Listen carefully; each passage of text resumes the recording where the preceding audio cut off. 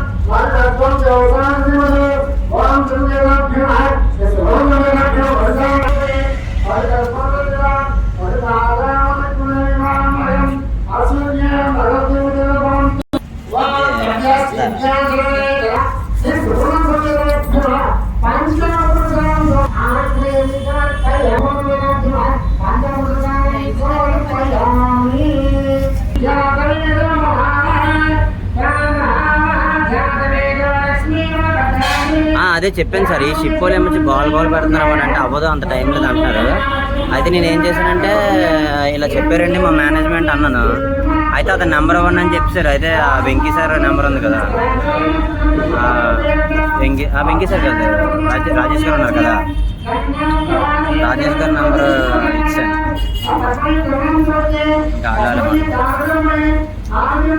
అదే గుడిలో ఉన్నాను, సుబ్రహ్మణ్యం షష్ఠి కదా.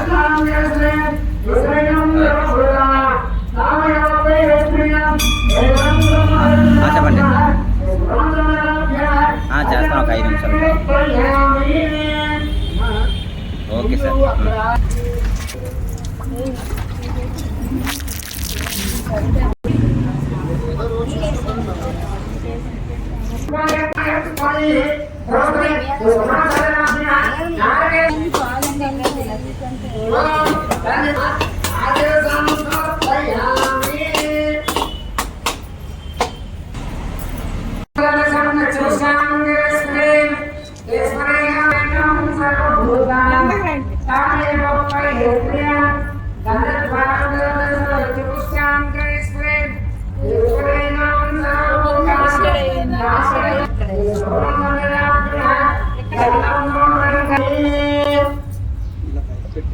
అలా బొట్లు పెట్టుకోండి అమ్మా. వేసిన తర్వాత బొట్లు పెట్టుకోండి.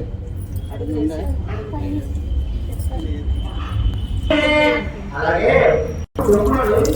తీసుకొని మరి దీనికి వెళ్ళాలి.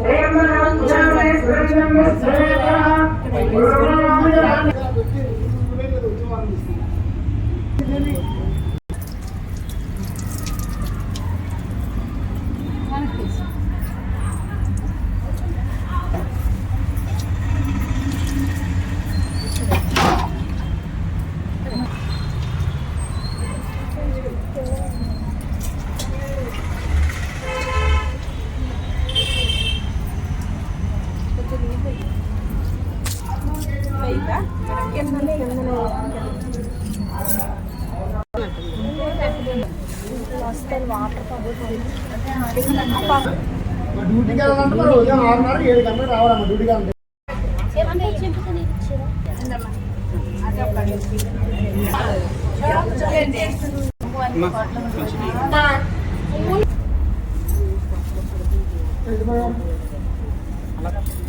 అయిందా అమ్మ అందరూ